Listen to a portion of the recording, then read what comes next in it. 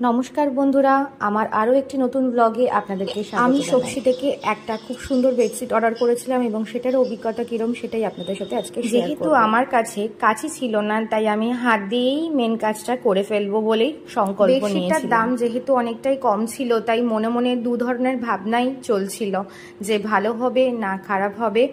আর যখন আমি এটা বার করলাম তখন মনে হয় ভালো হতে পারে। বেডশিটটার সাথে কিন্তু দুটো কভারও ছিল, যেটা কোয়ালিটি নিয়ে মনটা আমার তখনও একটু খুঁতখুত করছিল।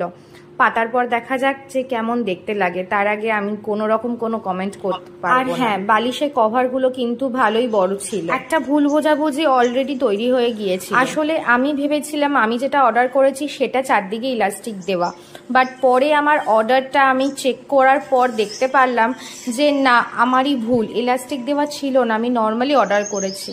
এখন ভাবছি হে ভগবান, আমি কি করি এবার, এত বড় একটা ভুল হয়ে গেল।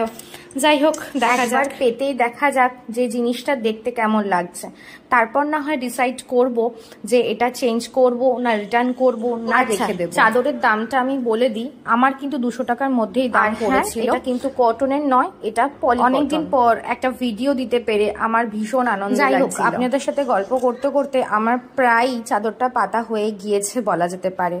চলুন এবার দেখে নিন যে চাদরটা পাতার পর ফাইনাল লুকটা কেমন লাগছে, আমি শেয়ার করে দিই। দেখতে কিন্তু একদম অসাধারণ লাগছিল, কিন্তু এটার একটা নেগেটিভ দিক আছে যেটা আমি আপনাদের সাথে শেয়ার করি। আসলে আমি লক্ষ্য করেছি বিছানায় জল পড়লেও সেটা একটু ছোপ ছোপ হয়ে যাচ্ছিল, যেটা আমার একান্তই বাজে লেগেছে। আমি জাস্ট আমার মতামতটা শেয়ার করলাম, আর আপনাদের এই ভিডিওটা কেমন লাগলো অবশ্যই কিন্তু জানাতে ভুলবেন না। ঠিক আছে, আজকের জন্য চলি, টাটা।